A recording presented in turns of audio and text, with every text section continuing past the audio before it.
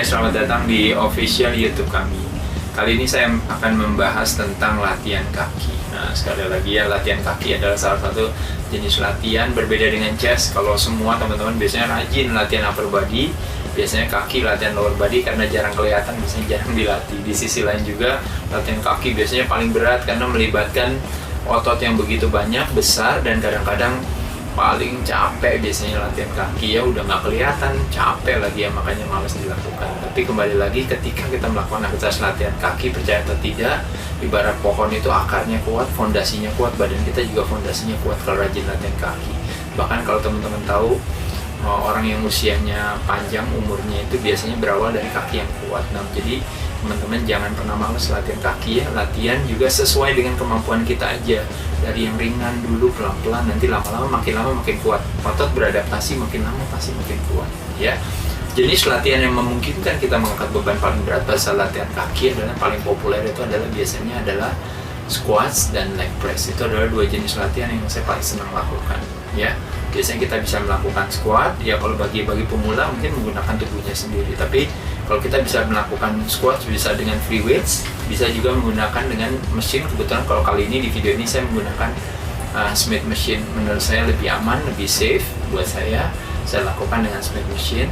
Saya lakukan pemanasan dulu yang cukup.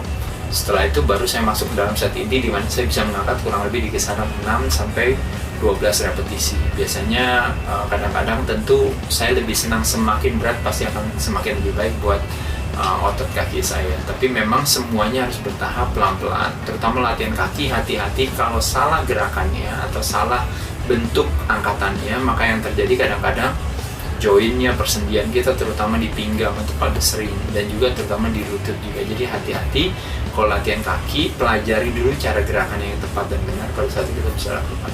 Kebetulan di video ini saya melakukan aktivitas latihan kakinya sedikit agak lebar. Saya berfokus kepada otot bokong saya, glutes-nya, dan juga otot paha bagian dalam. Itu yang menjadi prioritas saya, itu yang saya lakukan. Kalau pada saat kakinya kita agak masukkan sedikit, kita akan kembali fokus ke otot kaki bagian luar atau lateralnya. Jadi saya rasa dengan merubah posisi kaki adalah satu hal yang baik. Jadi lebar sekali dan sekali waktu, kalau yang sempit ya. Kalau mau yang sempit biasanya pasti akan jauh lebih berat.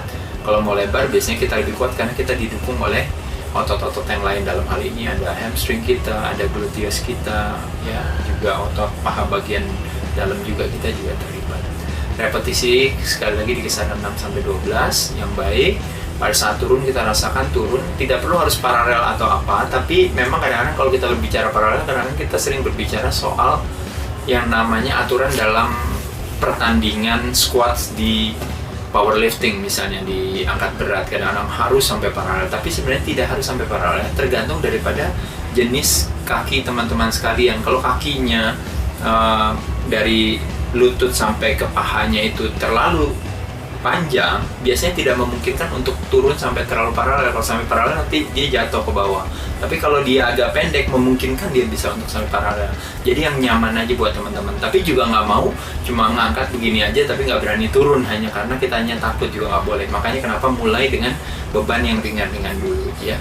Selain itu juga pada saat melakukan aktivitas leg press juga sama. Latihan leg press juga kalau saya bersyukur dengan mungkin fleksibilitas yang ada juga, saya berusaha untuk turunin sampai bawah sehingga saya bisa merasakan bukan cuma otot paha bagian depan, tapi juga otot paha bagian luarnya, termasuk otot glutes saya juga, otot bokong saya juga bisa terlatih. Jadi saya coba lebih baik dengan beban yang lebih ringan tapi dengan range of motion yang lebih besar. Kadang-kadang orang cuma ringan aja dikit, yang ada kelihatannya jadi kayak manesin lutut aja gitu ya. Range of motionnya kadang-kadang terlalu sempit. Jadi kalau bisa agak turunan dikit biar kita bisa rasakan ya. Dengan beban yang lebih ringan kita bisa rasakan dengan baik. Setelah itu baru pelan-pelan kita naikkan bebannya, pelan-pelan kita naikkan. Di dalam video ini saya juga akan sharing berbagai menu atau program latihan saya. Teman-teman mudah-mudahan bisa mempelajarinya. Kayak leg extension, leg curl itu bisa dijadikan satu, termasuk juga latihan betis itu sendiri. Latihan betis bisa dilakukan dengan dua cara, dengan posisi duduk dan juga dengan posisi berdiri. Posisi duduk biasanya dikenal dengan namanya seated calf raises, dengan menggunakan mesin plate loaded ya.